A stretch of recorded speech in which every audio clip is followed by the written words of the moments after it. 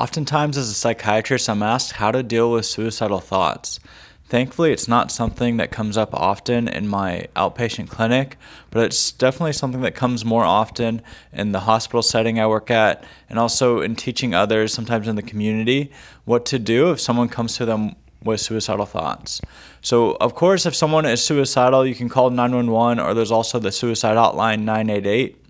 But typically, you have them go to the emergency room where they can get evaluated in person or virtually by a psychiatrist or a social worker to evaluate if they need to be in a psychiatric hospital or if they're safe to go home. But what if you don't know if they're actually suicidal? What if they seem very depressed, or they say things like they don't want to live anymore, or that they'd rather just not wake up and wish them to be dead? In those settings, at least as a psychiatrist point of view, we follow that up with further questions. We ask, okay, have you actually had thoughts of ending your life or thoughts of suicide? If they say yes, then you can follow that up with, is there any plans with suicide? And you can continue to ask these questions, like how long have you had the thoughts for, how intense it is, how many minutes or seconds or hours in the day do you have it?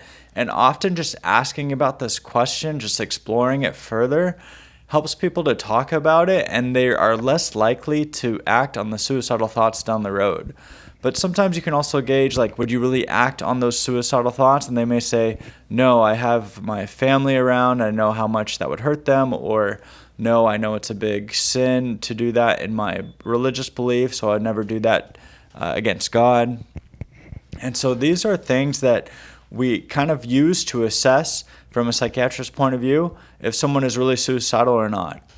When people are able to identify things bigger than themselves that they can live for, whether it's their faith, family, friends, those are good signs that they're going to persevere through the depression or the struggle and will not actually act on the suicidal thought.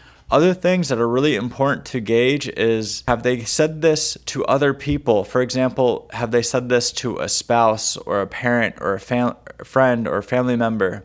If they said it to someone else and they don't really diverge it to the clinician, well, it may be important to hear what the friends or family say if they're really concerned about this person ending their life.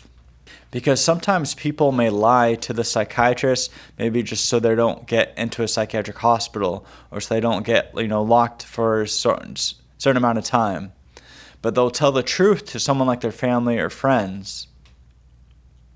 And so that's something that a psychiatrist or someone evaluating if someone's really suicidal could consider.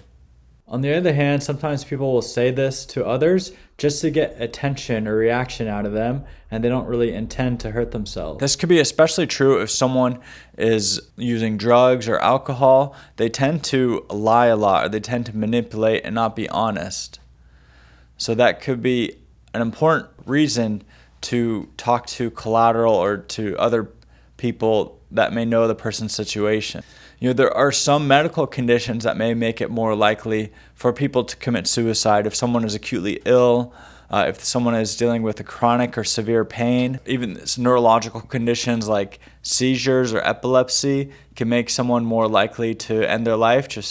So there's a lot of factors a psychiatrist will entertain to see what's happening. A lot of times suicide can be a sign of a mental disease like clinical depression, but not all the times. One of the most important ways to prevent people from committing suicide is limiting their means to do it. For example, taking away or making sure they don't have access to weapons or firearms. Suicide is one of the most difficult problems to address in mental health, so it's important to really follow it up with questions. The hospital can be a safe setting. Some other signs people may be more likely to commit suicide is if they're doing self-interest behaviors like cutting themselves. Sometimes people will cut their wrists or cut their thighs or part of their body because they feel so much tension or distress, and then just cutting helps them feel better. But the problem is it's not really a healthy way to deal with that tension or stress. And people who are cut that make them feel better, they're more likely to try to suicide down the road or try to commit suicide down the road. Yeah, those are just some thoughts about what to do if someone is suicidal. I will attach the Columbia Suicide Rating Scale, which is like a screen that's often used in hospital settings where people will ask more detailed questions if someone presents with suicidality, and just the act of going through these questions helps decrease people from committing suicide down the road.